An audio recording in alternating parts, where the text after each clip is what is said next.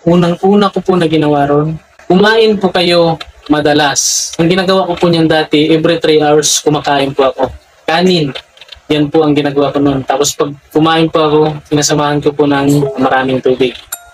Pangalawa po, dapat po lagi po kayong may baon na biskwit. Kagaya po sa biskwit, mas maganda po yung Skyflakes. Yung mga biskwit na wala pong palaman, na hindi siya matamis, yan po ang dapat yung may baon.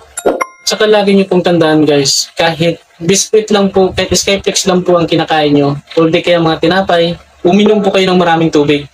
Kung kaya nyo po ng 8 to 10 glasses a day, pero mas maganda nga po kung umabot po kayo ng 3 liters. Mas maganda po yun. Di po nakakasama yun.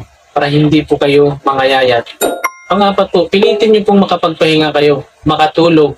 Kasi yan naman po ang talagang madalas na nagiging problema pag mayroon po kayong acid reflux. Dahil sa gabi, pag sumumpong po yan, hindi po talaga kayo makakatulog. Hindi po kayo magiging maliwalas ang pag-iisip nyo kasi nandun yung bigla ka magising dahil nga po yung acid nyo